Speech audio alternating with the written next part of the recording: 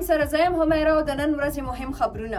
وزیر اعظم شهباز شریف پنجاب کې د سیلاب متاثره علاقو دوره کړې ده او ویلي دي چې د بارانونو او سیلابونو له وجې ټول ملک خصوصي توګه خیبر پختونخوا او ګلګت بلتستان کې ډیر ځاني او مالی زیان شوی دی. هغه زیاته کړې ده چې دې نقصان نه بچ کېدو لپاره نور ډیمونه جوړولو منصوبې باندې کار روان دی. بلخوا اقوام متحده هم پاکستان له د سیلاب متاثره علاقو امداد لپاره $6 امداد جاری کړی دی. خیبر پختونخوا کې د ترهګرۍ نه متاثره زم شوي ضلعو کې د پولیس انفراسټرکچر جوړولو لپاره 14 روپۍ منظور شوي دي او دې فیصلې اعلان وروسته د پولیس لاینز، پولیس سټیشنز او چوکو جوړولو لپاره د ځمکې اخیستو باندې هم کار جاری شوی دی. د صوبې په کچه د موجوده سیلابي صورتحال له وجې په سوات، دیر، چترال کې د بهرنو سیلګیرو په راتګ 2 سپتمبر پورې بندیز لګولی دی. خو د مقامي خلکو وینا ده چې دې پریکړې له وجې مقامي سیاحت او معیشت به سخت مشکلات سره مخ شي.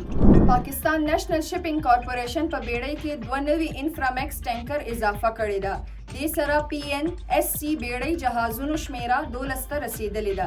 دا اضافه د توانایي سکیورټي لپاره یو مهم اقدام دی او دې سره پاکستان قیمتي زر مبادله هم بچت کیدی شي. پاکستان کرکټ بورډ د لوبغاړو د تعلیم خرچې اوچتولو پریکړه کړې ده. د ذریعو تر مخه PCB به د انډر 15 نه تر انډر 19 پورې ماشومانو له د کرکټ ټریننګ سره تعلیم هم ورکوي. صوبایي سرخار پیښور کې د وړو نرخونو کې غټ زیاتوالی راغلی دی او د 20 کیلو وړو بورۍ د 1400 نه 1150 روپو ته رسیدلې ده. دا تر دې دمه مهم خبرونه، نورو خبرونو او معلوماتو لپاره سنو پښتونخوا سره اوسئ.